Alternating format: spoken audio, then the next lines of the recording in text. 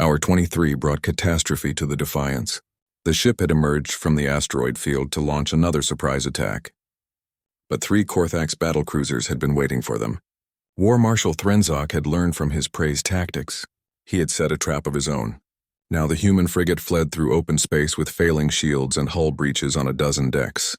A full quarter of the crew was dead or dying. Harris pushed the engines far past their safety limits. But the battle cruisers were faster and they were closing the distance. Martinez reported shields down to 8%. His voice cracked with strain and fear. One more solid hit would finish them. There would be no recovery. No second chances. They were out of miracles. In engineering, Morton stared at her control displays in horror. The port engine was on fire. The reactor was running at critical temperatures that should have caused a meltdown already. Half her systems showed red warning lights. She had held this broken ship together through 18 hours of impossible combat. But even she could not work miracles forever. Every system had limits. She called the bridge over the intercom. She fought to keep her voice steady and professional. She told Price she was losing containment on the reactor. She could give him one more jump to faster than light speed, maybe 2 if they were lucky. But after that, the ship would be dead in space. No power, no weapons, no shields, nothing. The medical bay had become a scene from nightmares. Bodies lined the corridors outside the main treatment area. White sheets covered them all. Grant and his remaining medical team moved between the wounded with desperate efficiency. But there were too many casualties. Too few medical personnel. Too little supplies to help them all. Impossible choices had to be made about who could be saved. Lieutenant Chen lay on a medical bed. He was a navigation officer whose legs had been crushed when his console exploded during the last attack. He asked Grant if he was going to die. His voice was weak and filled with pain. Grant looked at the young man's injuries. Without a fully equipped hospital, Chen had maybe an hour left. But Grant took the officer's hand and lied with practiced compassion. He told Chen he would be fine. He just needed to rest now. Chen closed his eyes and tried to believe the lie. On the bridge, Price watched the battle cruisers close to weapons range. He had the calm expression of a man who had accepted his death. Around him, the surviving bridge crew worked with quiet determination. They had done the impossible already. They had held off an invasion fleet with a single frigate for almost a full day.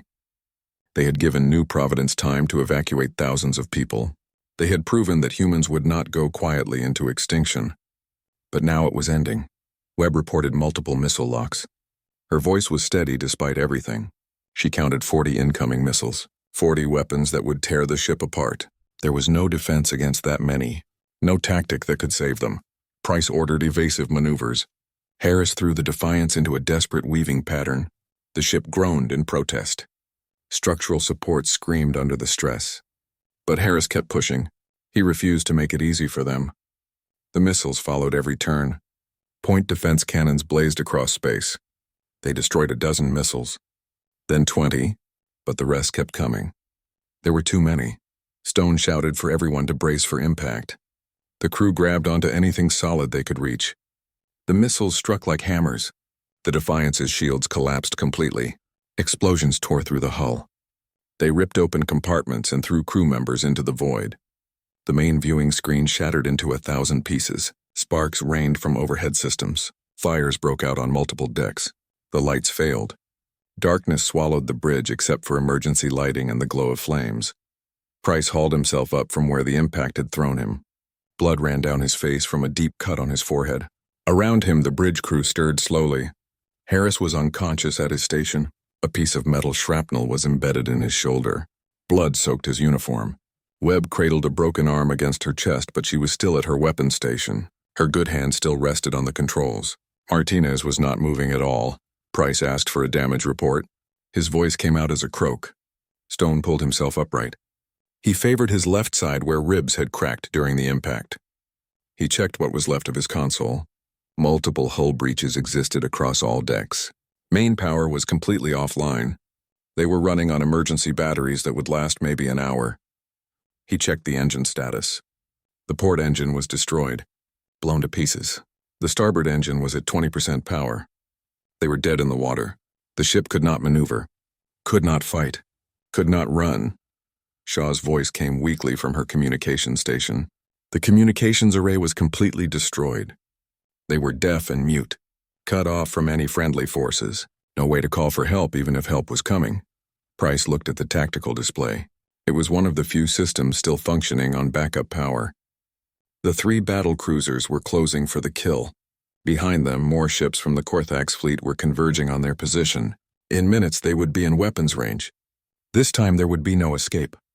No clever tactic. No miracle. This was the end. He keyed the ship-wide intercom with shaking hands. He prayed it still worked. He told all hands that the ship was crippled. The enemy was closing. They had fought with everything they had. They had done their duty. New Providence was evacuating because of them. Earth Fleet was coming because of them. They had held the line. But they were not done yet. He ordered all remaining personnel to abandon ship. Get to the escape pods and shuttles. He made it clear this was an order, not a request. He was activating something called Protocol Omega. In engineering, Morton looked up at the announcement. Her eyes widened in understanding. Protocol Omega, the final option. The last desperate gambit. She pulled up the specifications on her cracked display. Then she began to laugh. The sound was somewhere between hysteria and admiration. She understood what Price was planning. He was going to ram the enemy ships. He was going to overload the reactor core and blow it up at the same time. Create a massive explosion that would cripple the Korthax fleet. Palmer stared at her in shock. He pointed out that such a plan would kill everyone still aboard the ship. Morton nodded slowly. Someone needed to set up the reactor overload. Someone who knew the systems intimately. Someone who could make sure it worked perfectly. She told Palmer to get to the escape pods. He needed to go now. He needed to survive and tell people what happened here. Palmer asked what about her. What was she going to do? Morton smiled tiredly. She said someone had to configure the reactor properly. Someone had to make sure the overload sequence would not fail. She told him to go, to live. To tell Earth what they had done here today. Throughout the ship, crew members struggled toward escape pods. The wounded helped each other move through damaged corridors. Able-bodied crew carried those who could not walk. Grant made sure every patient who could be moved was evacuated, even as he prepared to stay behind himself. Someone needed to help the dying crew members who could not be moved. Someone needed to stay with them so they would not die alone. On the bridge, Stone looked at Price. He announced he was staying. Price told him like hell he was. Stone said Price needed someone to help with navigation. Harris was unconscious. Someone needed to make sure Price actually went through with the plan instead of doing something stupidly heroic at the last second. They had served together too long for Price to sideline him now. Price wanted to argue but knew it was pointless. His friend had made his choice. He ordered everyone else to get off the ship. That was a direct order. Webb stood unsteadily on her feet. She cradled her broken arm. She started to speak, but Price cut her off. He told her to go. Someone needed to survive to tell the story. Someone needed to make sure people remembered what happened here. She hesitated one more moment. Then she nodded and left the bridge. One by one, the crew evacuated. Only Price and Stone remained. Shaw returned briefly with 2 medical techs. They carefully lifted Harris onto a stretcher. Shaw paused beside the command chair. She told Price it had been an honor. He told her the honor was his. Then she was gone too. Price and Stone set to work on their final mission. The plan was brutally simple. Use what little maneuvering power remained to aim the ship at the center of the Korthax formation. Then overload the reactor core. The explosion would not destroy the entire enemy fleet, but it would cripple enough ships to delay their invasion plans significantly. More time for New Providence, more time for Earth Fleet, that was worth any price. Hour 6 of the engagement found the Defiance running dark through the densest section of the asteroid field. The ship's hull was scarred and smoking, but still intact. Harris had pushed both the ship and his own skills to their absolute limits. He threaded the frigate through gaps that should have been impossible to navigate. Asteroids the size of buildings tumbled past on all sides. One mistake would mean instant death. Price ordered the crew to use passive sensors only. They needed the enemy to think they were dead or crippled. Every non-essential system was shut down to minimize their energy signature. The bridge crew worked in near silence. Speaking above a whisper seemed dangerous somehow. Through the main viewing screen, massive asteroids drifted past. Some were larger than the Defiance itself. Somewhere in this maze of rock and ice, 48 Korthax warships hunted them. They had destroyed 2 more destroyers and damaged a cruiser during the running battle. But the cost had been terrible. Stone reviewed the casualty reports with a grim expression on his face. 37 crew members were dead. 62 more were wounded. Main power to decks 4 and 5 was completely offline. The port torpedo launcher was destroyed and could not be repaired. They were down to 40% of their ammunition for the main cannons. Their supplies were running low in every category. Price asked about crew morale. Stone paused before answering. The crew was holding together. They were scared but remained determined. No one was talking about surrender or retreat. Price nodded slowly. He knew what Stone was really asking. They could not keep fighting like this forever. Eventually the enemy would corner them. Eventually they would run out of ammunition. Eventually something would fail and they would die. But Price also knew why they were fighting. He told Stone that every hour they survived was another hour for New Providence. Another hour for evacuation ships to launch. Another hour for Earth Defense Fleet to mobilize and travel here. That was worth any price. Stone met his captain's eyes and nodded. They both understood what was being asked of them. They both knew they would probably never see Earth again. In engineering, Lisa Morton worked frantically to keep the damaged systems functional. Her department had taken a direct hit during the last engagement. 4 of her people were dead. Half her power distribution network was wrecked. Burns covered both her arms and exhaustion lined her face. But she refused to rest. She refused to slow down. There would be time to rest when she was dead. Ensign Chris Palmer urged her to take a break. He was a young engineer from Luna Colony who looked terrified, but was still doing his job. Morton snapped at him to focus on the coolant lines. If they lost the reactor, they lost everything. Then she softened her tone and apologized. The stress was getting to everyone. Palmer nodded and returned to his work. He understood why she was pushing so hard. They all did. The ship trembled as a distant explosion sent shockwaves through the asteroid field. The Korthax were getting frustrated. They were using heavy weapons to blast apart asteroids. They hoped to flush out their prey by destroying its hiding places. It was a crude tactic but potentially effective. The field was large but not infinite. Karen Webb whispered urgently from her station. She had detected a Korthax cruiser at range 3,000 meters. The enemy ship was moving slowly through the asteroids. Its sensors swept back and forth across the debris field. But it had not detected the Defiance yet. The human ship was running too quiet. Its energy signature was too low. Price studied the tactical display. If they stayed silent, the cruiser might pass them by. But if it detected them at this close range, there would be no escape. No room to maneuver, no time to fight back. They would be destroyed in seconds. He ordered all stations to maintain complete silence. Not a sound. Not a movement. The seconds stretched into minutes. The Korthax cruiser drifted closer. On the bridge, barely anyone breathed. Webb had her finger hovering over the weapons controls. She was ready to fire the instant they were detected. At least they would get one shot before dying. The cruiser passed within 200 meters. Close enough to see through the viewing screen. Close enough to see the alien symbols carved into its hull. Close enough to see the massive weapons that could tear the Defiance apart with a single volley. Then the cruiser was passed. It continued deeper into the asteroid field, searching for them. Webb let out a breath she had been holding. They had survived by pure luck. Price allowed himself a moment to relax.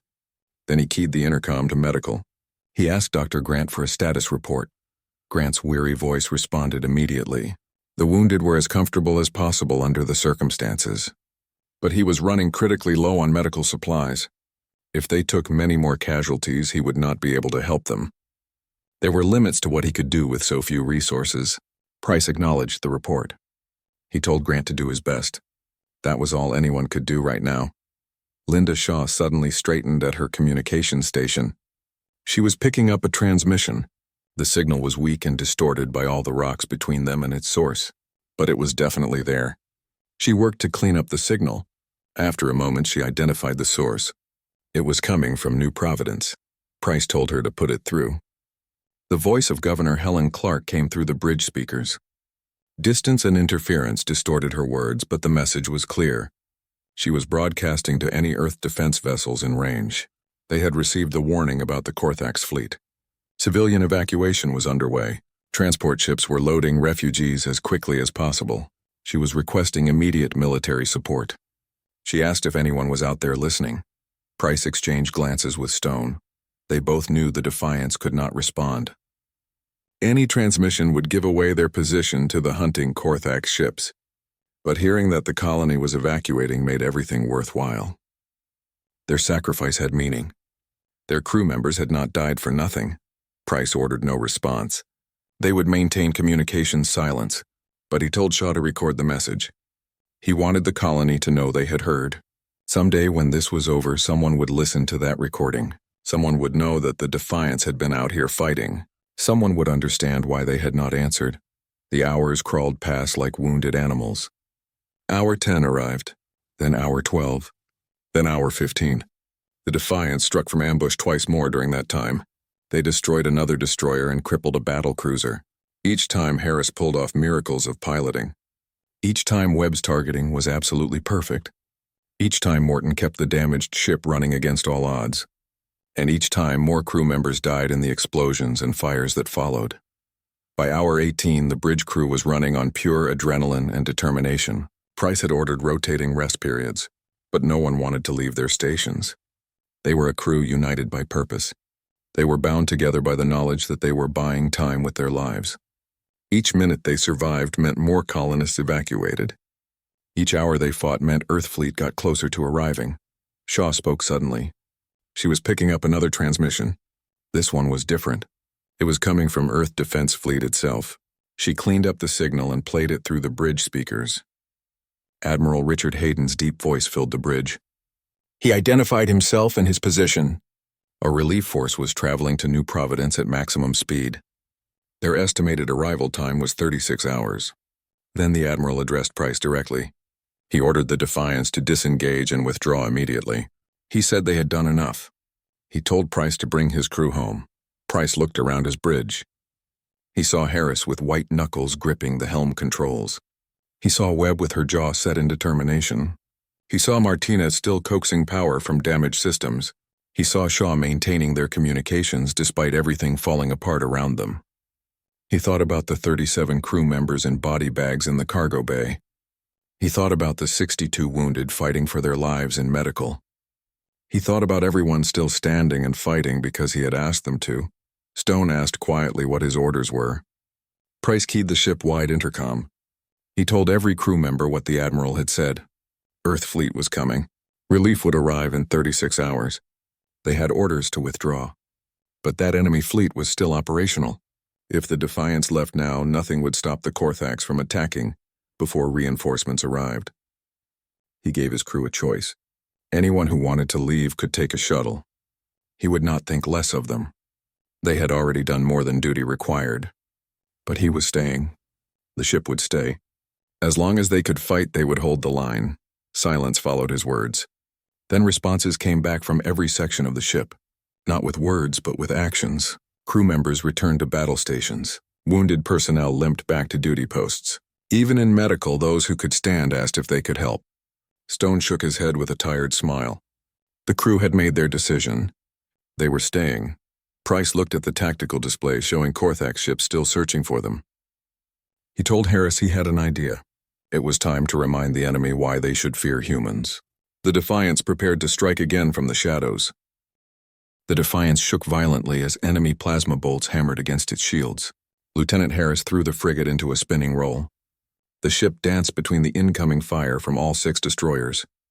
His hands moved across the controls with practiced precision. Years of training guided every movement. The ship responded instantly to his commands. Ensign Paul Martinez called out from the engineering station. He was young, and this was his first real combat. His voice shook slightly, but he gave his report clearly. The shields were holding at 85% strength, but they could not take many more hits like that. Each impact drained their defensive power. Price ordered return fire with full weapon spread. He told Karen Webb to target the enemy power cores. Those were the weak points on Korthax ships.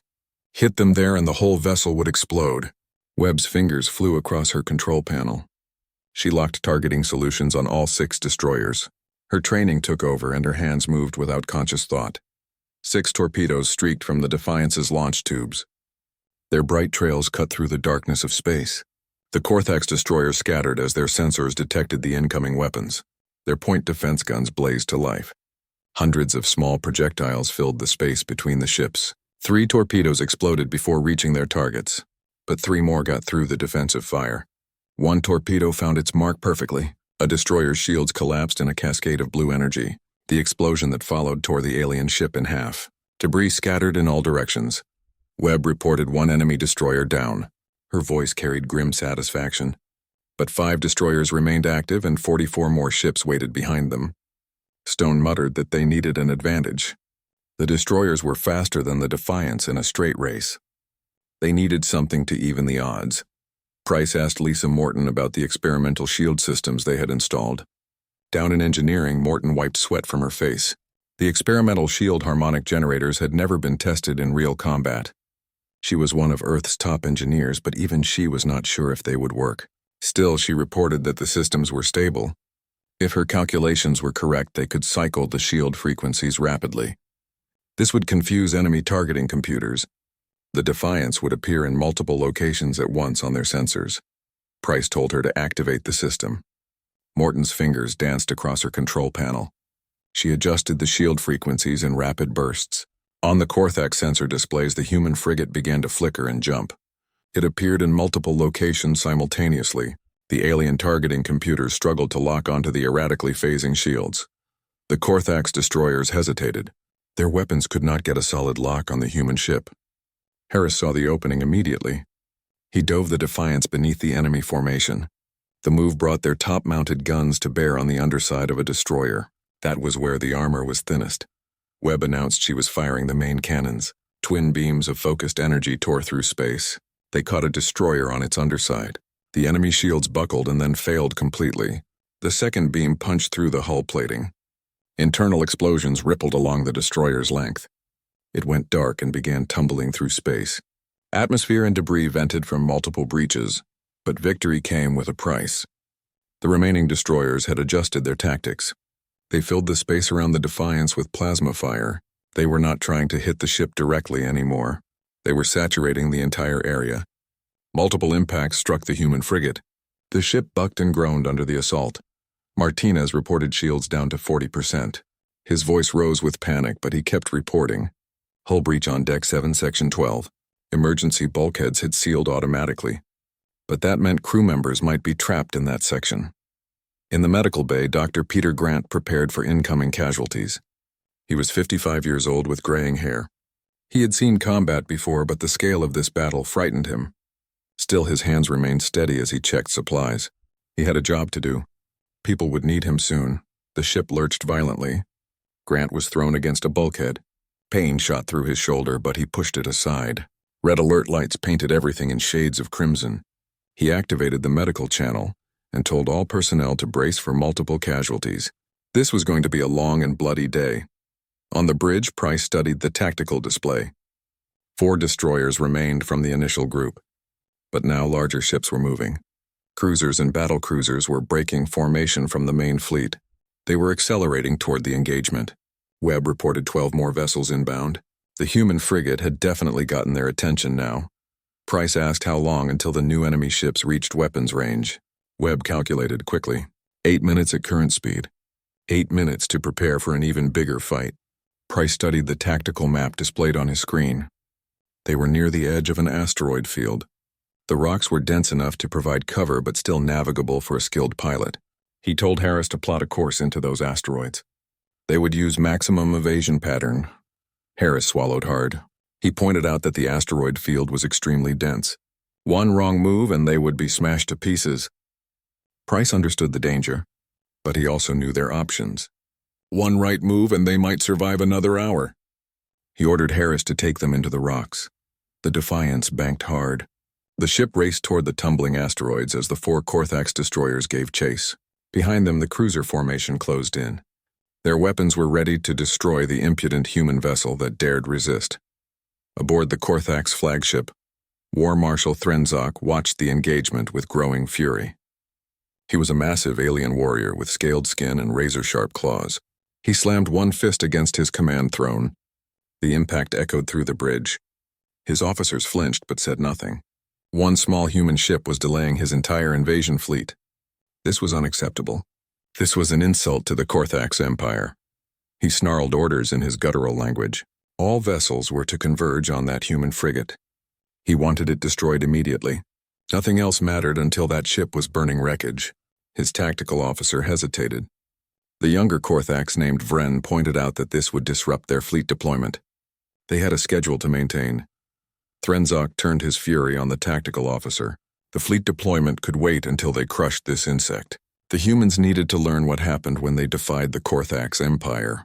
He ordered every ship to pursue the frigate. No exceptions. Back on the Defiance, Linda Shaw looked up from her communications console with alarm. She reported that the entire enemy fleet was breaking formation.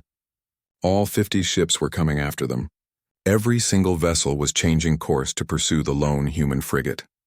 Price allowed himself a thin smile. His plan was working. They had the enemy exactly where he wanted them. Angry, distracted, focused entirely on destroying one small ship instead of invading New Providence. He told Harris to take them into the asteroid field. They would see how well the Korthax could fly in close quarters. The frigate plunged into the maze of tumbling rocks. Behind them, 50 warships followed.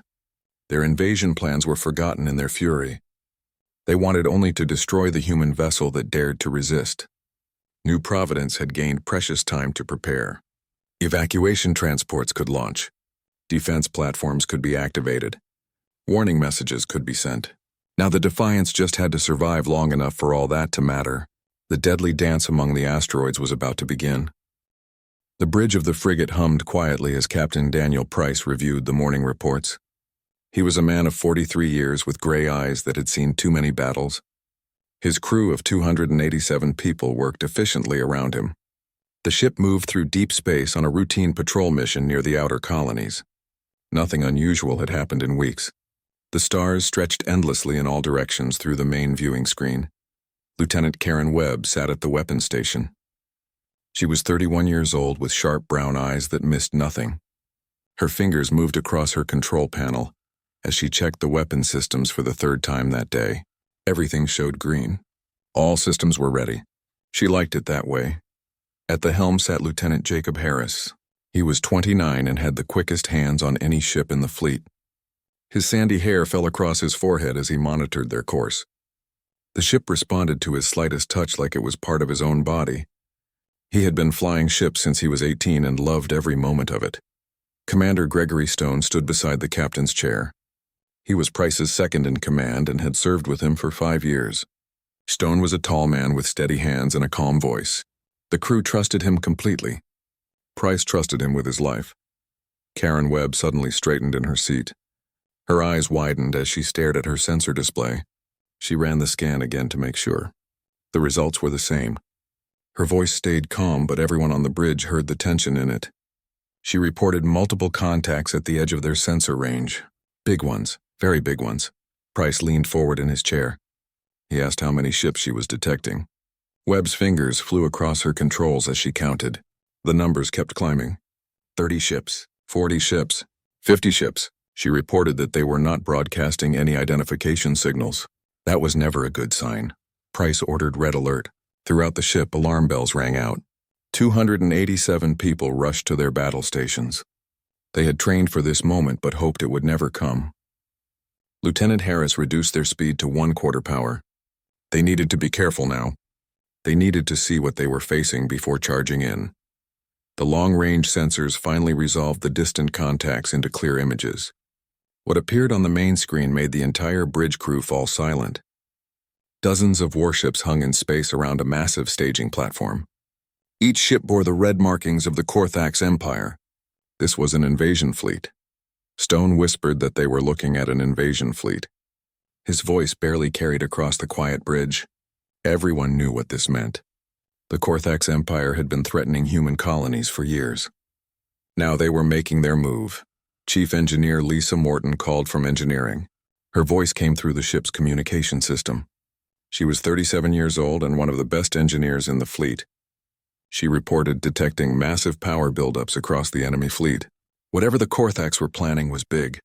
Very big. Price's mind raced through their options. The Defiance was a modern frigate with good weapons and strong shields.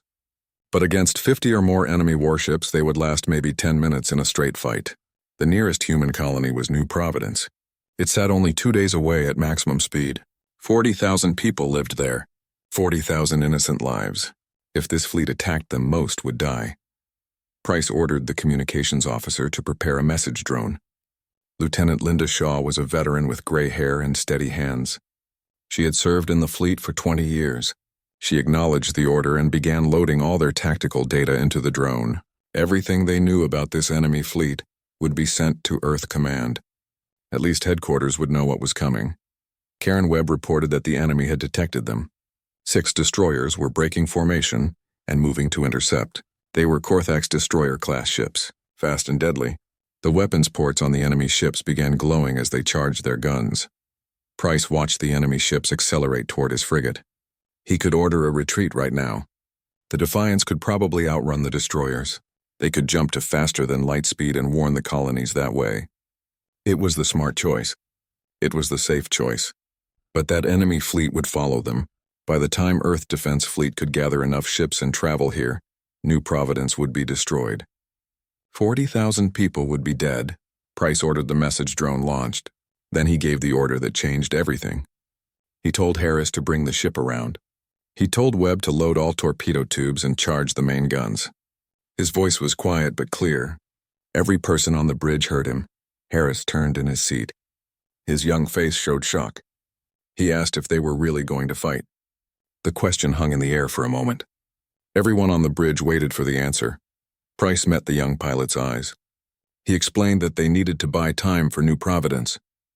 Every minute they kept this fleet engaged meant more people could evacuate. It meant the colonists could prepare their defenses. It meant Earth Fleet could mobilize and get here. He was honest with his crew. He told them their odds were not good. But they stood between this invasion fleet and 40,000 innocent people. They were the shield. They were the line that could not break. They would hold their position. He opened the ship-wide communication system so every crew member could hear him. He told them about the Korthax invasion fleet. He told them they were outnumbered and outgunned. He told them he would not lie about their chances. But he also told them they would not run. 40,000 people depended on them. They were the only ship that could buy those people time. He said they were the shield and they would hold the line.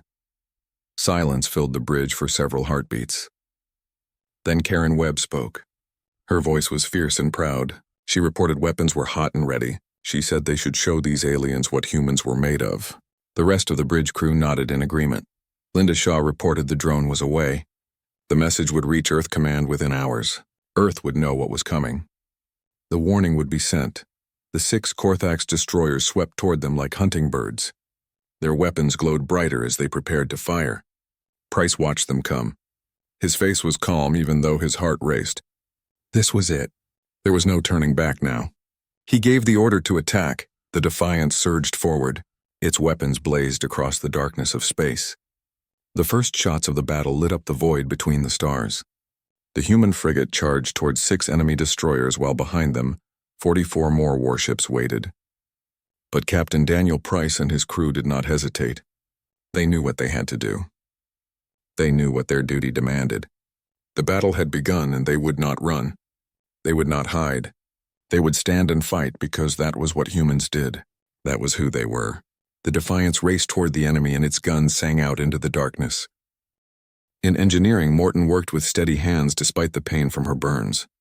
Despite the exhaustion that made her bones ache. She carefully configured the reactor to overload on Price's command. She built in redundancies to ensure nothing could stop the sequence once it started. This had to work perfectly. There would be no second chances. Price's voice came through the intercom. He asked if she was still aboard the ship. She keyed the response. She told him someone had to fine-tune the reactor overload. They could not risk it failing at the critical moment. Price ordered her to get to an escape pod. His voice was firm. She smiled at her console. She told him with respect that this was engineering. She gave the orders down here. Besides, she had always wanted to see if her theories about reactor cascade reactions were correct. This would provide valuable scientific data. Price's voice was thick with emotion when he responded. He thanked her for everything. Morton felt tears on her cheeks. She thanked him back. She thanked him for showing the galaxy what humanity meant, for proving that humans would stand and fight, She was proud to serve with him, proud to be part of this crew. The Korthax battlecruisers moved into final attack positions. Threnzok leaned forward in his command throne. He savored the moment of victory. The human ship was crippled and helpless before him. Now he would destroy it completely. He would make an example that would echo across the galaxy. All species would learn what happened when they defied the Korthax Empire. He ordered all weapons to target the human vessel. His crew moved to obey. Weapon systems charged to full power. Targeting solutions locked onto the drifting frigate. In moments, the human ship would be nothing but expanding gas and debris. Threnzok smiled with satisfaction. Inside the Defiance, Price gripped the controls with Stone at his side. Around them, the ship groaned and shuddered. It was held together more by willpower than metal at this point. In engineering, Morton's fingers hovered over the final sequence. Throughout the vessel, the last escape pods ejected. They carried the survivors away from what was about to happen.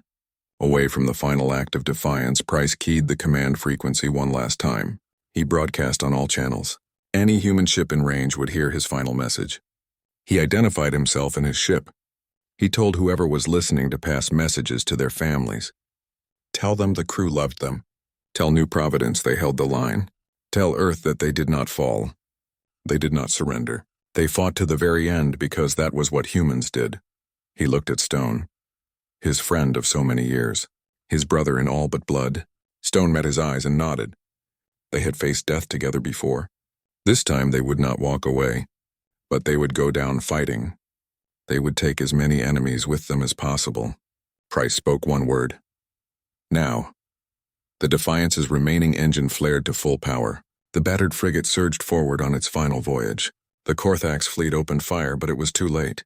The human ship was already among them. Shields were gone. Weapons were empty.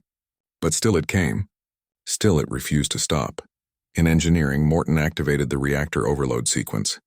She sat back in her chair. She thought about Earth, about green grass and blue skies, about her family. She hoped they would understand why she did this. She hoped they would be proud. The reactor began to scream as power levels climbed past every safety limit. On the bridge, Price and Stone watched enemy ships fill the viewing screen. The Korthax vessels were so close now. Weapons fired from point-blank range. Explosions walked along the Defiance's hull. But the frigate kept coming, kept pushing forward. The reactor core was seconds from catastrophic failure. Price reached over and gripped Stone's shoulder. Stone placed his hand over Price's. No words were needed. They had said everything that mattered. The Defiance entered the heart of the Korthax formation. Battle cruisers surrounded it on all sides, and then the reactor core reached critical mass. For one brief moment, a new sun blazed in the darkness of space. The explosion was visible from New Providence 3 light hours away. A brilliant flash that lit up the heavens before fading to darkness. In the escape pod scattered across space, the survivors watched. Webb sat in her pod with 12 other crew members. Tears streamed down her face. That brilliant light marked where their captain and ship had been, where over 100 of their friends had just died. Someone whispered that they actually did it. They really did it. The blast caught the Korthax fleet in tight formation. The Defiance's explosion did not destroy every enemy ship, but it crippled or destroyed 16 warships instantly. It badly damaged 24 more. The massive electromagnetic pulse knocked out sensors and communications across the surviving vessels. The Korthax invasion fleet was scattered, disorganized, vulnerable. They had been so focused on destroying one small human ship that they forgot about proper fleet spacing. Now they paid the price for their arrogance. 30 hours later, Admiral Hayden's relief force dropped out of faster-than-light speed. They arrived at the edge of the system. The Admiral stood on the bridge of his flagship. The battleship was called Constitution. He stared at the tactical display showing the chaos of the Korthax fleet. He breathed the words that everyone was thinking. One frigate had held off an entire invasion fleet. They had actually done it. His communications officer reported distress signals from multiple Defiance escape pods. They were scattered across a wide area. Many were damaged and running low on life support. Hayden made recovery operations the top priority. He ordered every available ship to search for survivors. Those people were heroes. They were going home. He also ordered his tactical officer to get firing solutions on the Korthax ships. They were going to finish what the Defiance started. The Earth Defense Fleet fell upon the scattered enemy with overwhelming force. Fresh ships with full weapons and shields against damaged vessels that were still recovering from the explosion. The battle that followed lasted 6 hours. It was not even close to fair. Threnzok's flagship was one of the first to die. 3 human battleships concentrated fire on it. The alien warship's shields failed quickly. Explosions tore through its hull. Threnzok died screaming orders that no one could follow. The surviving Korthax vessels jumped to faster than light speed. They fled the system with human ships chasing them. The invasion was over. Humanity had won. On New Providence, 40,000 colonists watched the orbital battle. They watched from shelters and transport ships. When word came that Earth Fleet had won, the celebrations were spontaneous. The Korthax were retreating. The colony was saved. And it was all because of one ship, one crew. 287 people who chose to stand and fight against impossible odds. Governor Helen Clark stood in the colony command center. She looked at the recorded tactical data from the Defiance's 24-hour battle. A single frigate against 50 warships. She ordered her staff to make sure every child on the colony learned the names. Every single crew member. They were the reason 40,000 people were alive. They were heroes who deserved to be remembered. 3 weeks later, Admiral Hayden stood before the assembled survivors. 63 crew members had made it to escape pods. 49 survived the rescue operation. They stood at attention in a military hospital on Earth. Despite their injuries, despite the trauma they carried, despite everything, they still stood proud. Hayden told them the Defiance had destroyed 7 Korthax warships. It had damaged 23 others. It had delayed an invasion fleet long enough for New Providence to evacuate and for reinforcements to arrive. By any measure, their mission was a complete success. But it was more than that. They had shown the galaxy what humanity meant. When faced with impossible odds, they stood and fought. Captain Price and 138 others gave their lives to hold the line. Their sacrifice would never be forgotten. Webb stood at attention with her arm in a sling. Tears ran down her face, but she did not wipe them away. Harris stood beside her, leaning on crutches. His shoulder was still healing. Grant stood with the other survivors. Each one bore scars, both physical and emotional. But they had survived.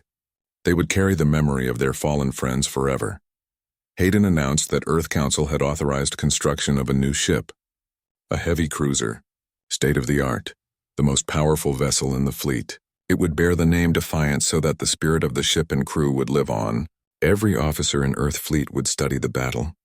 It would be taught as an example of courage and determination. That evening, Webb visited the memorial wall on Earth Orbital Station.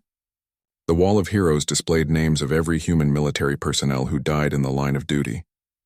A new section bore the names of those who fell aboard the Defiance. Captain Daniel Price, Commander Gregory Stone, Chief Engineer Lisa Morton, Lieutenant Chen, Ensign Martinez. The list went on and on. 138 names. 138 lives given in defense of innocence. Webb reached out and touched the cool metal. She traced the letters of Price's name with her fingers. She whispered that they held the line, just like he said they would. They did not fall. They stood against an entire fleet and proved that humanity would never surrender, never give up, never stop fighting for what was right. Across human space, the story spread. Military academies taught the tactics. Schools taught the history.